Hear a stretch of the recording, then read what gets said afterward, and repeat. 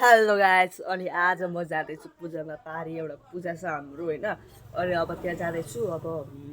नुहाइधुवाइ गरेर ठिक गर्छु अब म धेरै कुरा भन्दिनँ म गएपछि भेट्नुपर्छ होइन खासै एक्साइटेड पनि छैन किनभने म त्यहाँ गइरहेको ठाउँ खासै राम्रो पनि छैन देखाउने ठाउँहरू र पनि अन्तिमसम्म हेरेर साथ दिइदिनु होला होइन धेरैमा धेरै 9-10 मिनटको भ्लग होला होइन त्यही सेर साथ दिइरहनु होला म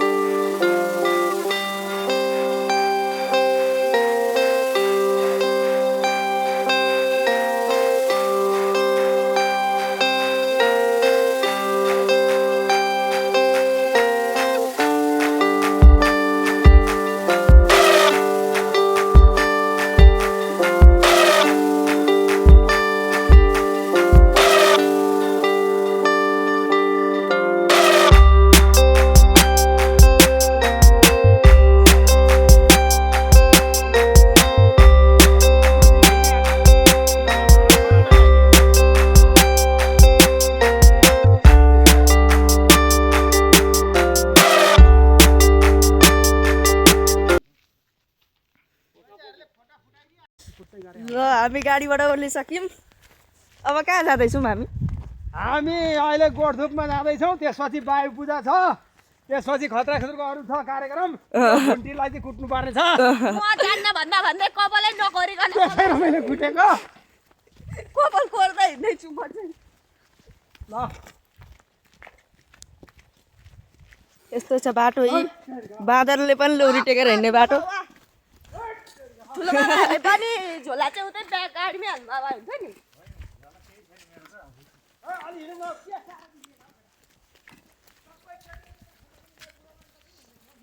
मेरो दिदी पनि केटा भइसक्यो नि त होइन एकचोटि हिँड्नुहुन्छ नि भरे खुट्टा दुखो भनेर बसे मेरो त हिजो घुँडा कहीँ ठोकेको नि त आएन दुखेर यहाँ हजुर हो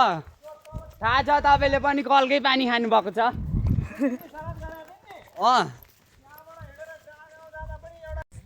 अब जाने यता सफा गर्न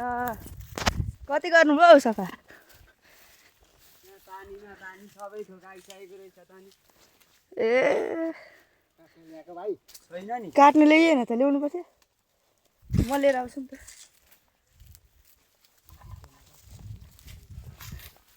आमालाई त हालेन नि भाइ यसपालि खै अघि 1-2 जना देखिँदै थिएँ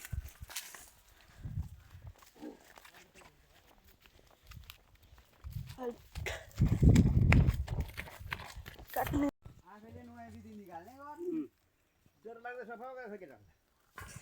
कतिजना हिँडिसक्यो मुलाई केटाले भन्छन् गर्नु परेन त घरमाले कसो गर्थ्यौ सँग सफा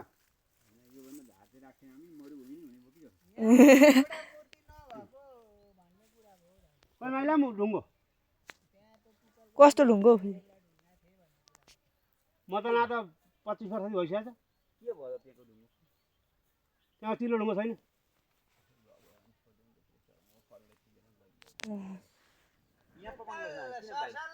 के पकाउनु त्यहाँ धुपाले आएको यहाँ हो अब म जाँदैछु उता पूजा भएतिर यता मन्दिरको काम बनिसक्यो अब उता पूजामा के हुँदैछ बुझ्नुपर्छ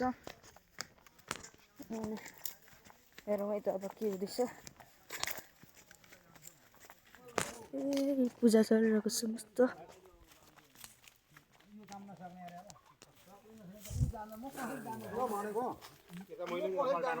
भनियो नि त भनेको नि के भन्नु म जान्छु म जान्दिनँ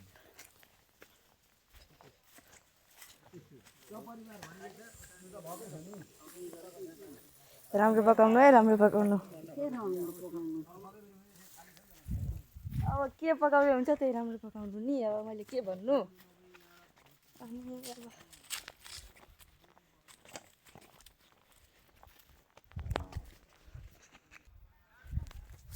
अब म जाँदैछु तल घरतिर बाटोभरि कुकुरले बाटो छेक्दैछ टोक्ने हो कि केही गर्दैन होला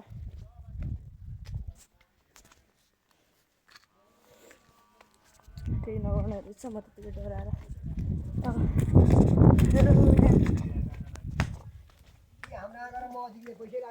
तपाईँको त तर गोड्नु पर्थ्यो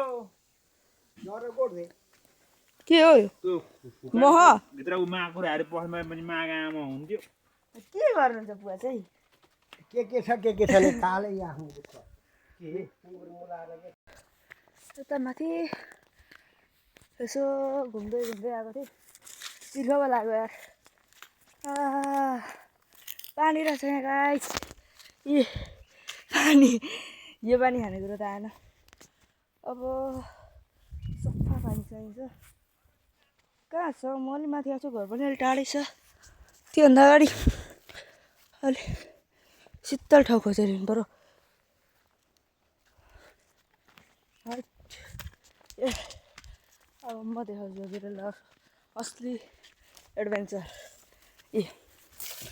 ल हेर्नुहोस् यस्तो हुन्छ एडभेन्चर भनेको चाहिँ बाटो छ दामी तरिकाबाट ए अब यहाँबाट यो सिन चाहिँ दामी आउँछ क्या कति चिसो म त यहाँ लेखमा जस्तै हुन्छ यस्तो ठाउँमा यो आम्मामा ए तलबाट ऊ उता चरमी रियाङ चरमी के भन्ने ठाउँतिर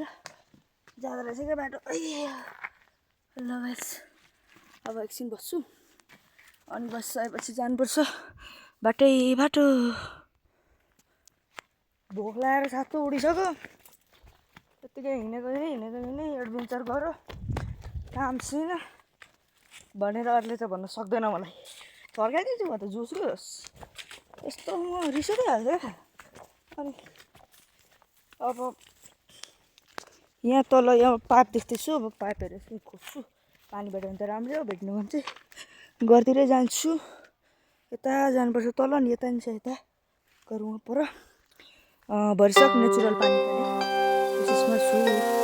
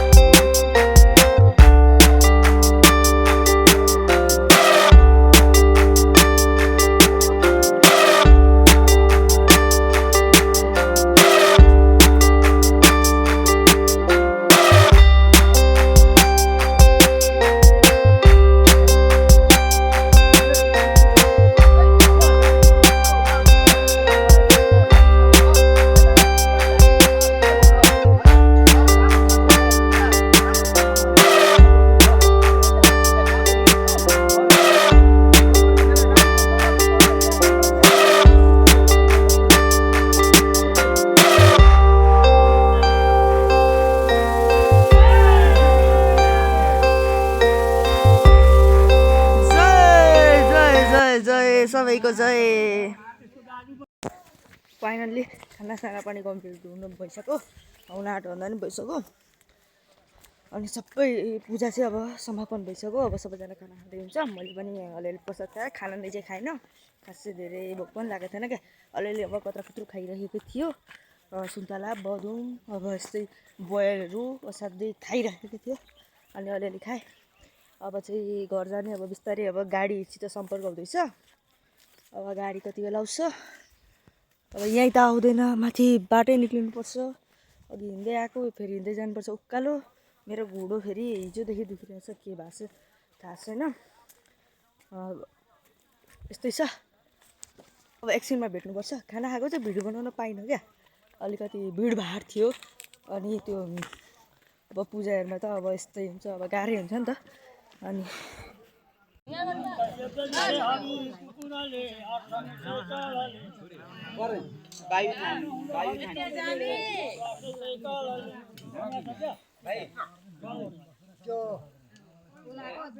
ल हामी चाहिँ यहाँ बाटोमा आइसक्यौँ यी अब गाडी छैन के गर्नु गाडी छैन अब भेटिन्छ नि त तल पुगेपछि है कहाँ भेटिन्छ अब